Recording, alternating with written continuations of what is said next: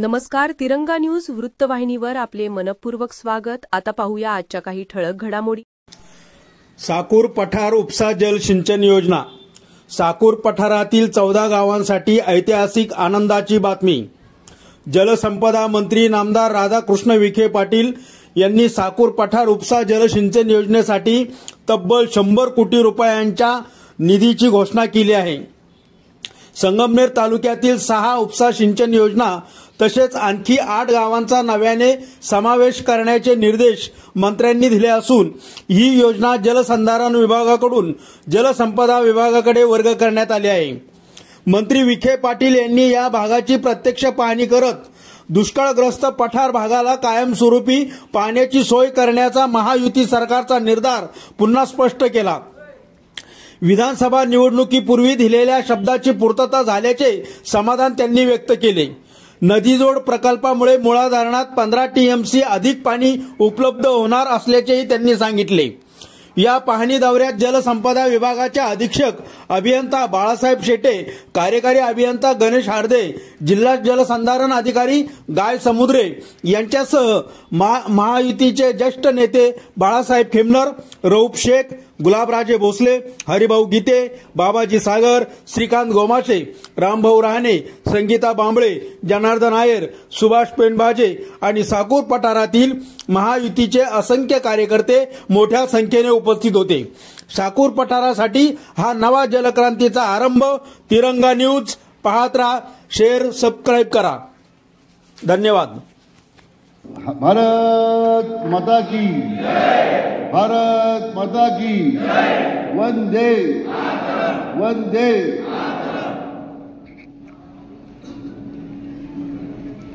आपल्या सर्वांचं आराध्य दैवत छत्रपती शिवाजी महाराजांच्या पावन स्मृतीला मी अभिवादन करतो. पुण्यश्लोक अहिल्याबाई होळकर यांच्याही पवित्र स्मृतीला वंदन करतो. आपल्या भारतीय राज्यघटनेचे शिल्पकार महामानव भारतरत्न डॉक्टर बाबासाहेब आंबेडकर यांनाही मानवंदना अर्पित करतो. आणि आज बऱ्याच वर्षाची, मला वाटतं 2 पिढ्यांची मागणी आज आदरणीय प्रधानमंत्र्यांच्या मातेबद्दल सुद्धा जे वक्तव्य केलं आहे, ते एखाद्या आपल्या मातृत्वाचा अपमान होतोय. लोकांना सुद्धा ती टीका फार जहरी लागली आणि लोकांनी सुद्धा मताच्या रूपानं एक ऐतिहासिक निकाल आपल्या सगळ्यांना दिलेला आहे. आता वोट चोरीचं कोणी आंदोलन करणार नाही. विनाकारण फोन लावायचा, मला दिल्लीहून फोन येतात की तुमचा पराभव कसा काय झाला.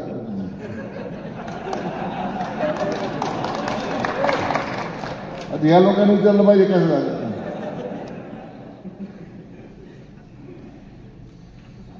परंतु विनाकारण एक बुद्धिभेद करण्याचा प्रयत्न त्याविषयी लोकांच्या मध्ये निर्माण झाला. लोकांना त्यांचं वाटायला लागले खरंच वोट चोरी का. कोण होतं लावरे व्हिडिओ.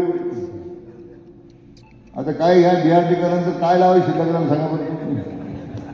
काय आरपार झालं तर काय अडचण नाही. मग लावायला सुद्धा जागा नाही.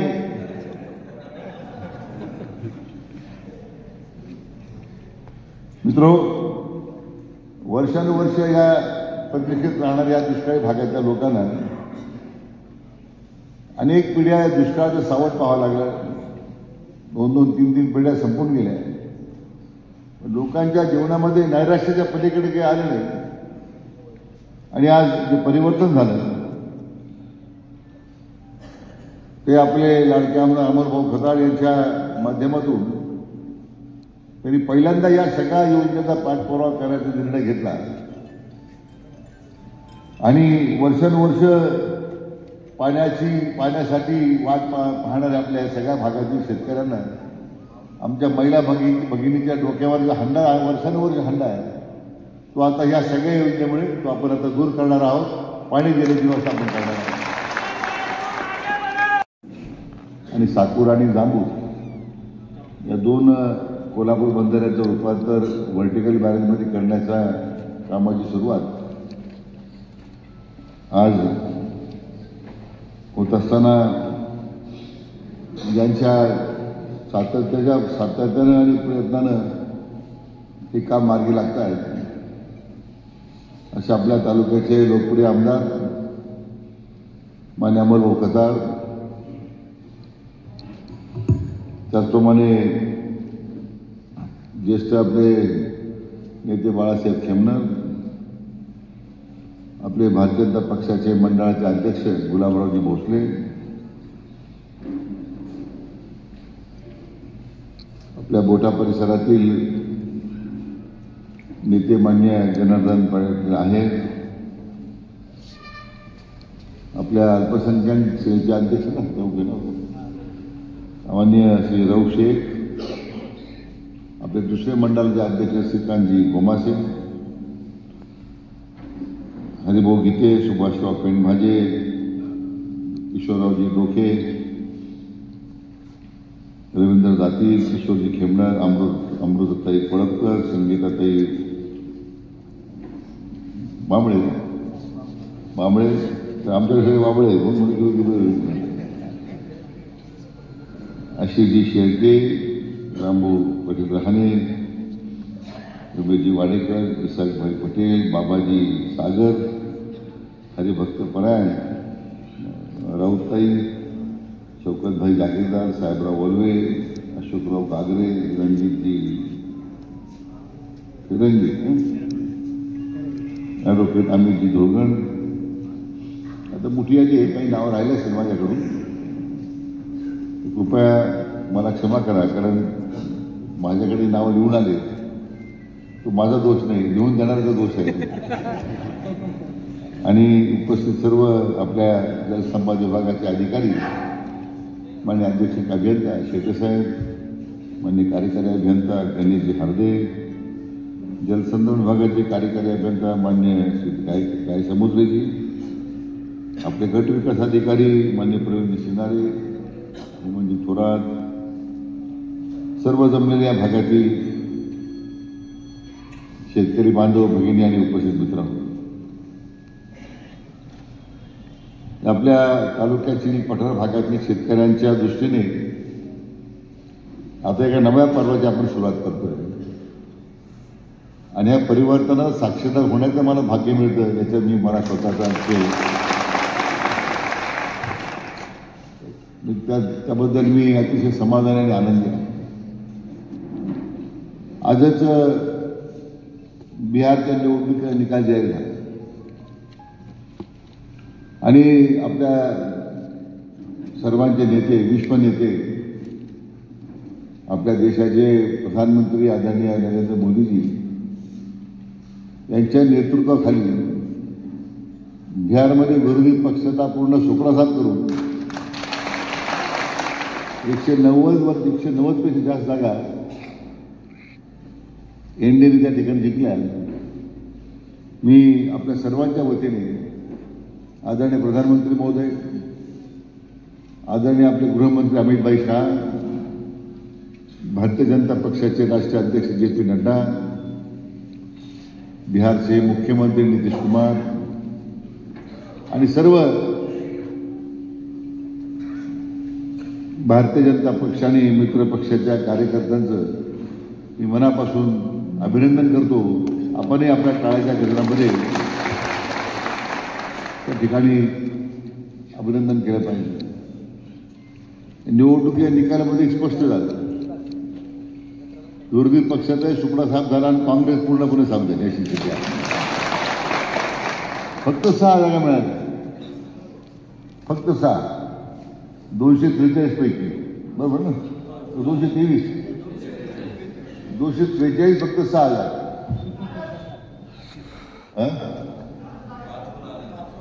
पाचवा हो, मी जुनाकडे वाढून दिल्या पण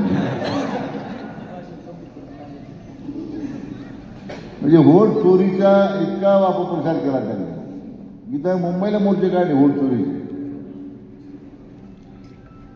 म्हणजे दोन्ही बंधू आपले महाराष्ट्रातले जाणते राजे सगळे त्या व्होट चोरीच्या आंदोलनात सामील झाले.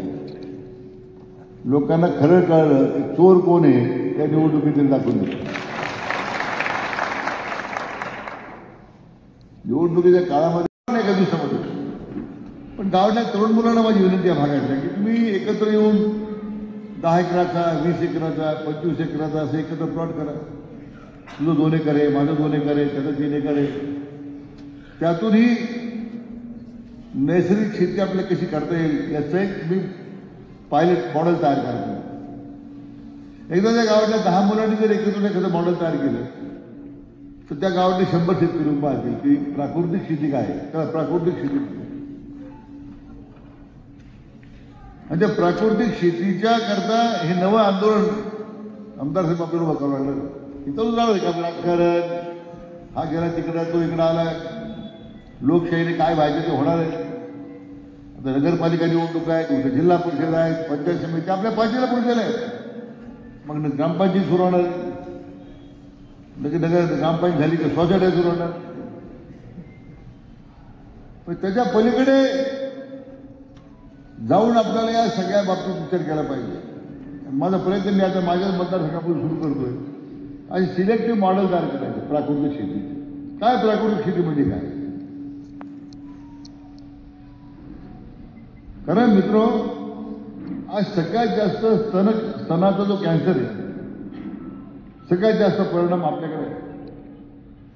नगरच्या मेडिकल कॉलेजला पाहतो, प्रवरेच्या मेडिकल कॉलेजला पाहतो, कारण शेतामध्ये काम करणारे आमच्या ज्या भगिनी आहेत त्यांना रोज त्या फवाऱ्याबरोबर काम करावं लागतं, रासायनिक खताबरोबर काम करावं लागतं. त्याचा परिणाम त्याचं रूपांतर कॅन्सरमध्ये व्हायला लागतं.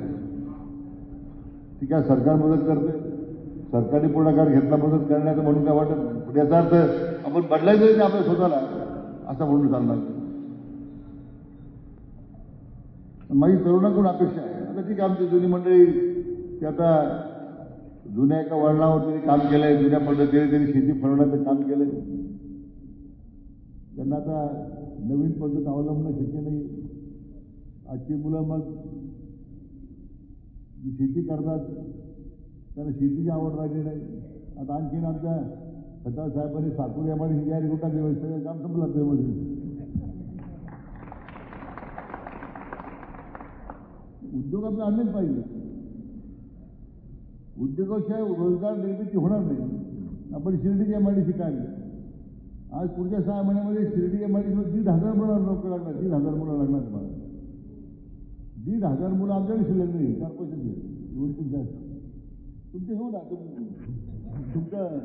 तुमचं पालकत्व नाही घेतलेलं, मग कोण आपण त्यांना रोजगार द्यायला मिळू लागला.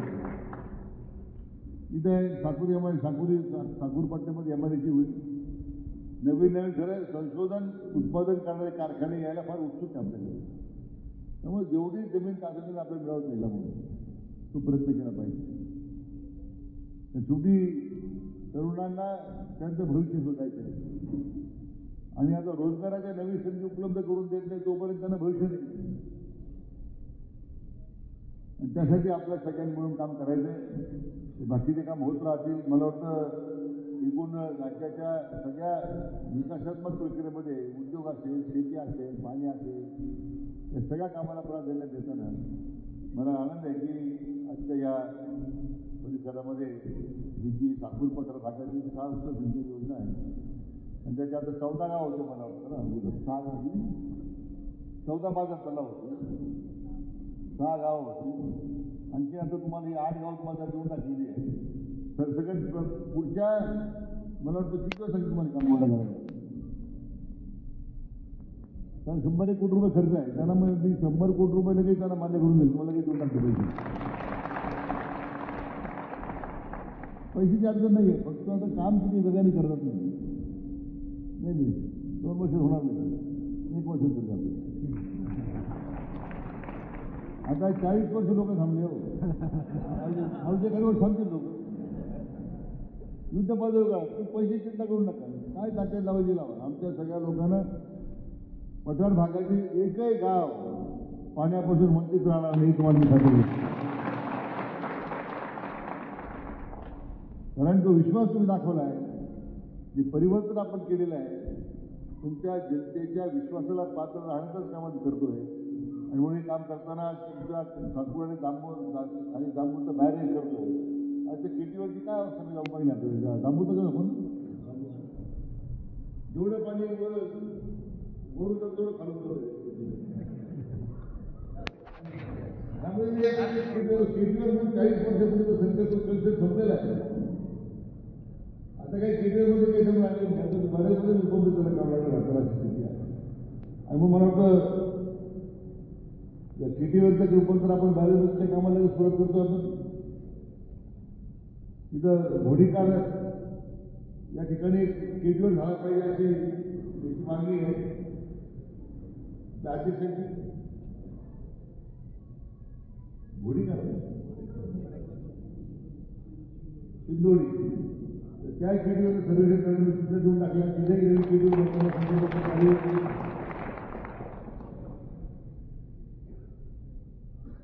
पिंपळगावचा मेळाचा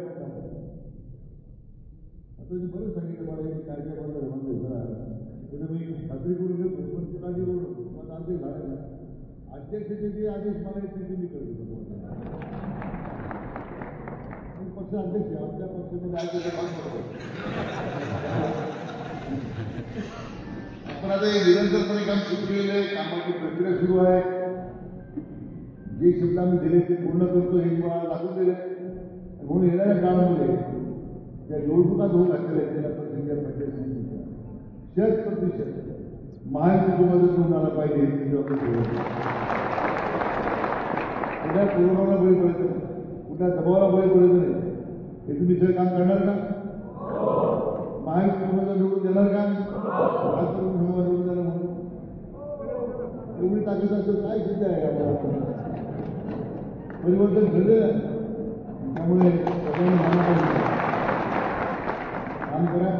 जी जी मागणी तुमची पाण्यासाठी आहे ती मागणी पूर्ण करण्याची जबाबदारी तुमच्या आमदार अमोल खताळ पाटलांवर आहे आणि अमोलच्या माध्यमातून माझ्यावर आहे. निश्चित जय महाराष्ट्र.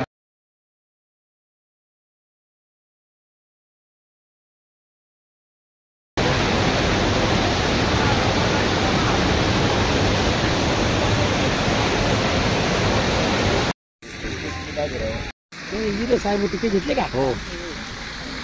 कुठले कुठले आहे ते किती कोणत्या कोणत्या योजना?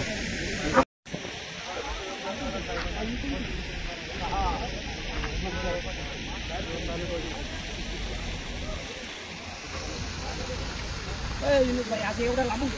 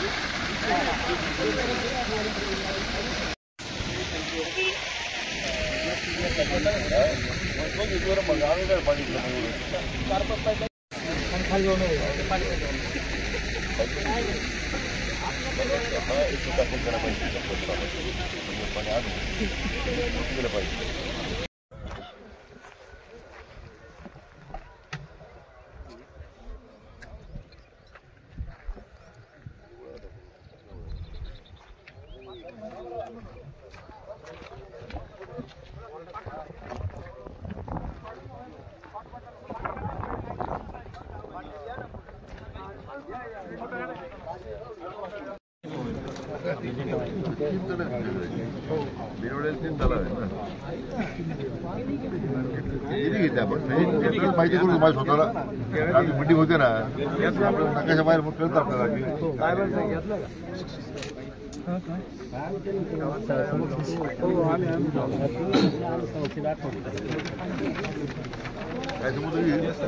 ऑडिट करून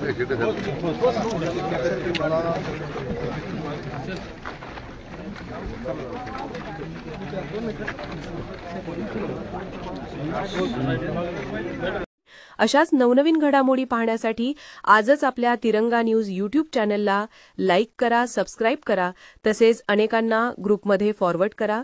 संपर्क राजेश जेधे 98 50 42 51 15.